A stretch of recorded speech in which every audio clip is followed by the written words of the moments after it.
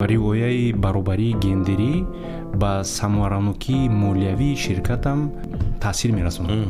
Проблемаи асосӣ дар он аст ки умуман дар соҳаи энергетика занҳо кам ҳастанд. Баробарии гендерӣ на танҳо ҳуқуқи инсонӣ мебошад, балки заминаи муҳим барои ноил шудан ба рушди устувор мебошад.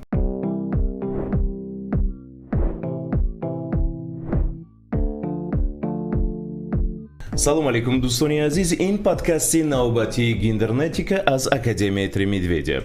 Бо шумо ман Беҳроз Насриддинов. Ёдовар мешавем ки дар Тоҷикистон бо дастгирии молиявии Бонки Осиёи рушд барномаи рушди бахши энергетика амалӣ мешавад. Яке аз ҷузъҳои он баланд бардоштани тавоноӣ бо фарогирии иштироки васеъи занон дар соҳаи энергетика мебошад. меҳмони имрӯзаи мо ҳастанд Ҷовид Ғулом Муҳиддинов, директори амалиётии ширкати машваратии Тоҷ Гидро. Нагуфта намонад ки ширкати Тоҷ Гидро ба машварат дар соҳаи энергетика машғул аст. имрӯз мехостем дар бораи он суҳбат кунем ки чӣ тавр занон дар бахши хусусӣ дар соҳаи энергетика худро пайдо карда метавонанд.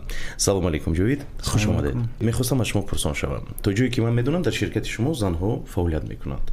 онҳо дар кадом вазифаҳо кор мекунанд? бале, занҳо дар ширкати мо фаъолият мекунанд. миқдори занҳо ва мардҳо дар ширкат қарибе ки баробар аст. мо ҳаракат карда истодаем ки баробарии гендериро риоя кунем. занҳо дар ширкати мо дар вазифаҳои гуногун, дар департаментҳои гуногун фаъолият мекунанд, аммо мутахассисои соҳаи энергетика албатта хело кам ҳастанд. яъне ин самтҳо бевосита ба энергетика алоқаманд нестанд, яъне ки бо унвоне ки кор мекунанд онҳо. бале, оё чунин кор ба занонҳо бовар намекунед то ин ки онҳо дар ин самт бошанд? гап дар бораи боварӣ нест. инҷо ба фикри ман зиёдтар проблемаи асосӣ дар он аст ки умуман дар соҳаи энергетика занҳо кам ҳастанд. мо ба наздикӣ дар бораи экологҳо суҳбат карда будем. масалан, экологҳо метавонанд ҳуқуқшиноси экологӣ ё коршинос бошанд ки ба маълумотҳои калон кор кунанд, ё метавонанд менеҷер бошанд. дар соҳаи энергетика кадом касбҳо ҳастанд? албатта рӯйхати касбҳо дар соҳаи энергетика бисёр аст, яъне ки ҳамаи онҳоро ҳозир дар инҷа номгӯ кардан шарт нест, аммо гуфтанӣ ҳастам ки беғайр аз вазифаҳое ки махсусан ба муҳандисҳо алоқаманданд, дар инҷа боз дигар вазифаҳо ҳастанд.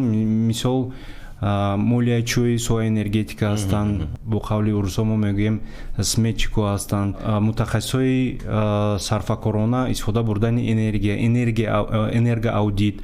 яъне ин мутахассисҳое ҳам ҳастанд ки гӯем ки дар он ҷо қувваи ҷисмонӣ яъне шарт нест. кадоме аз ин корҳоро ба осонӣ шумо метавонед гӯед ки ба зан бовар кардан мумкин аст? яъне ҳамаи он вазифаҳое ки ман дар боло зикр кардам метавонем ба зан бовар кунем ва онҳо азодаи ин кор мебароянд. ҷовид, мегуфтед зан ба кори ширкати хусусӣ чӣ оварда метавонад? масалан, бисёри меҳмонони мо ки лаҳзае ки мо суҳбат мекардем бо онҳо мегуфтанд ки занон дар кори худ назар ба мардон масъулияташон зиёдтар аст. бо ин гуфтаҳо розӣ мешавед шумо? албатта мо мушоҳида мекунем дар фаъолияти ҳамкорони занҳо ки онҳо аз мардҳо албатта бо масъулияттар ҳастанд. вале дар ин ҷо боз як масъалаи дигар аст ки дар вақти қабул кардани ягон қарорҳо мо як фикри алтернативиро аз зан метавонем пайдо кард, яъне ки як ҳалли дигаргунии масъаларо метавонем гӯем ки аз занҳо пайдо кунем.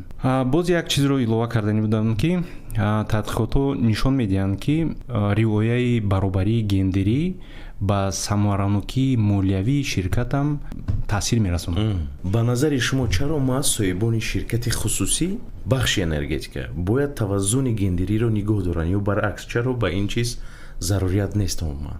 мувофиқи маълумотҳои маккензи, ширкатҳое ки дар онҳо баробарии гендерӣ риоя мешавад аз ширкатҳое ки дар он баробарии гендерӣ риоя намешавад 15-25% бартарӣ доранд ва 3.6 маротиба бештар қарорҳои инноватсионӣ пешниҳод мекунанд. аз ин меборад ки баробари гендерӣ барои ширкат кори хуб аст. бале, шумо дар ширкати худ барои занон ва мардон имкониятҳои баробар фароҳам овардаед ки масалан кори душвор аст ба зан гуфтан лозим нест ин коро, масалан ба мард биёед ин коро дием, ё ин ки ҳама баробар ҳастанд? албатта мо барои занҳо шароитҳои баробар фароҳам меорем, то ҳатто дар як хел ҳолатҳо занҳои мо дар назди мардҳо бартарӣ доранд. барои чӣ? барои он ки мо дарк мекунем ки зан умуман масъулияти зиёде берун аз ҷои кор дорад. оморҳои ҷамъовардаи созмони милали муттаҳид нишон медиҳанд ки занон назар ба мардон бештар ҷои кори худро аз даст медиҳанд ва ба сурати умум дар бозори меҳнат шароити бадтар доранд. барои ҳар $1 ки мард кор мекунад, занон ҳамагӣ 77 цент мегиранд, ки ҳамзамон 76% кори бемузд дар ҷаҳонро, яъне ки дар корҳои хона ва нигоҳубини кӯдак иҷро мекунанд. агар ин корҳо аз ҷиҳати молиявӣ баҳо дода мешуд, онҳо дар мамлакатҳои гуногун аз 10% то 40% маҷмӯаи маҳсулоти дохилиро ташкил медоданд. барои духтароне ки имрӯз тасмим гирифтанд ба илмҳои STEM, яъне ки дақиқ дохил шаванд, чӣ гуна имкониятҳо мавҷуданд? имкониятҳо айни замон дар ин соҳаҳо рӯз аз рӯз зиёд шуда истодаанд.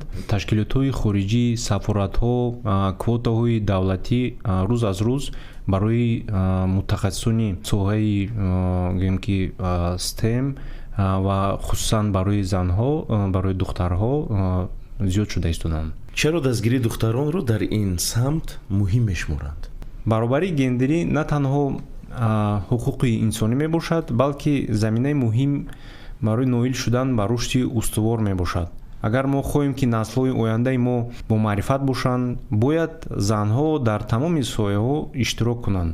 барои ҳамин бояд барои духтарон шароитҳоро муҳайё созем дар сатҳи оила, мактаб, донишгоҳҳо ва дар сатҳи давлатӣ. ба духтароне ки ҳанӯз шубҳа доранд ба илмҳои дақиқ, яъне ки дохил шаванд, махсус ба соҳаи энергетика, чӣ гуфтанӣ ҳастед?